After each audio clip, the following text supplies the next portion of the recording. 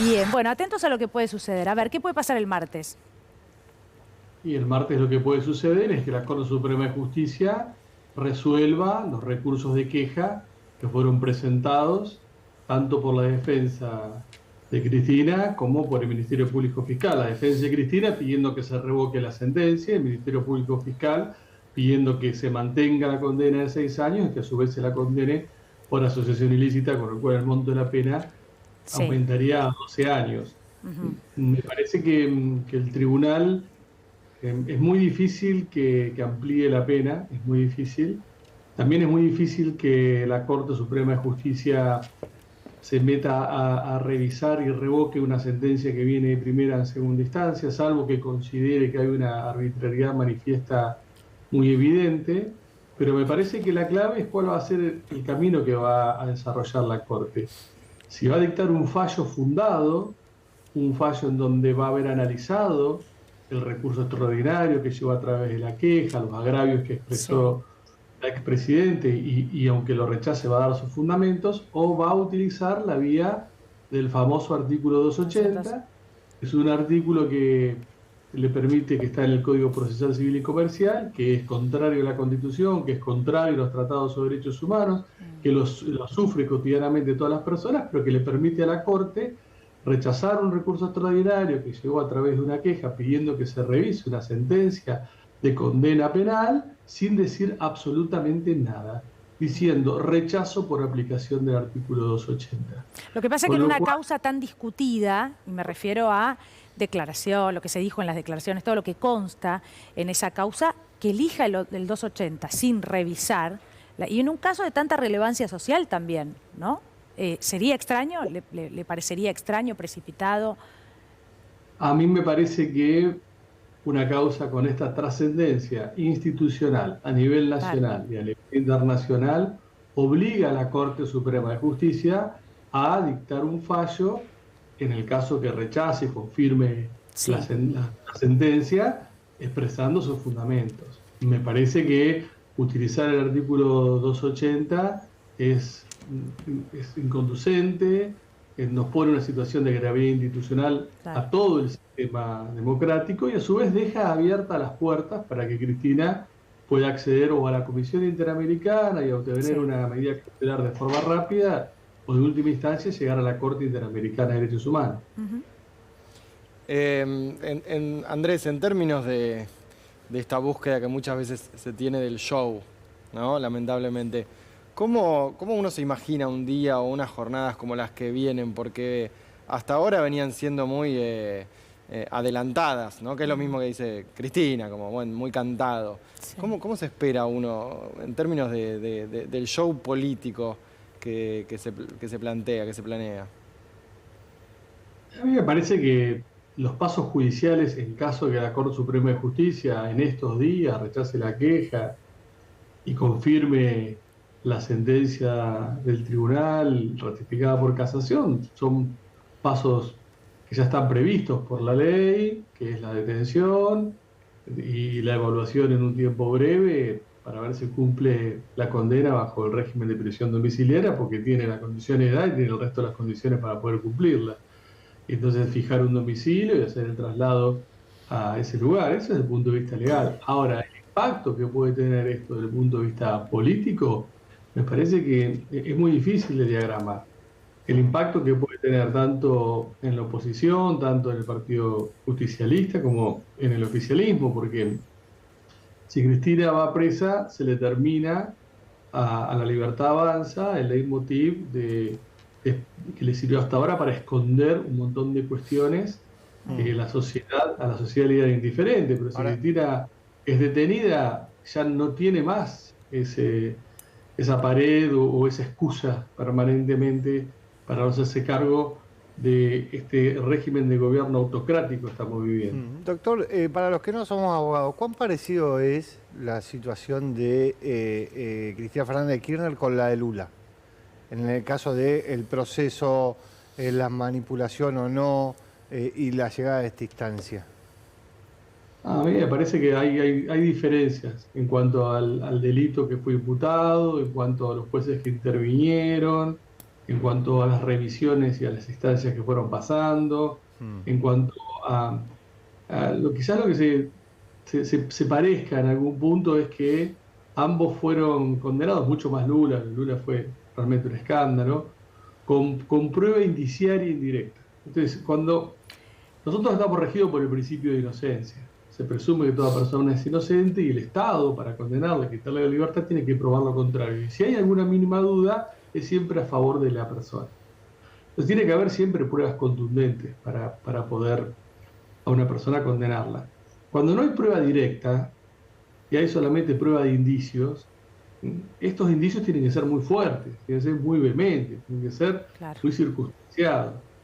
Ahora, en esta causa, la vinculación, el nexo causal de Cristina con el delito que se comprobó, que es el direccionamiento de la obra pública a favor de la Soda Báez en el ámbito de la provincia de Santa Cruz, es mínima, es muy lábil. Desde el punto de vista jurídico, desde el punto de vista político, sociológico, no, pero es muy lábil. Ahora, ¿basta eso para condenar a una persona?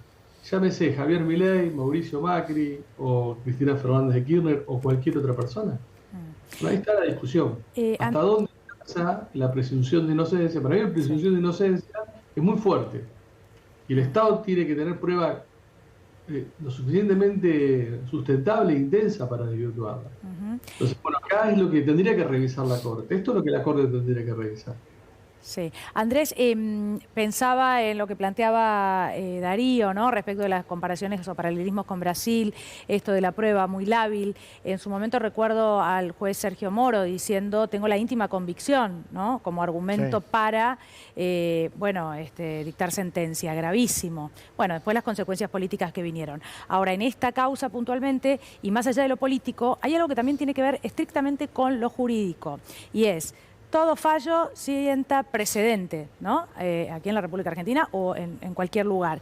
Y la verdad que también como precedente resulta gravísimo, porque el argumento del oficialismo en todo caso es, bueno, Milei puede poner un tuit, pero no sabe, no sabía exactamente qué es lo que podía pasar después con ese tuit. Ahora, según el caso de Cristina, Cristina tenía que saber absolutamente todo lo que sucedía, ¿no? Durante todos sus años de gobierno.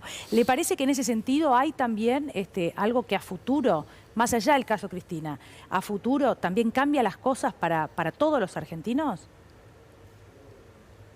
El sistema de justicia hoy como sistema está en una situación de descomposición tal que un fallo con un precedente puede ser modificado y cambiado a los 3 meses. Claro, y no pasa depende de quién sea. Bueno, es tremendo lo que estamos diciendo, ¿no? Pero sí. No hay una lógica ya se ha perdido la lógica del precedente, la lógica de seguir la jurisprudencia de la Corte, la lógica de respetar los códigos procesales. Claro. Un sistema, como un sistema. Sí. Y las presiones mediáticas.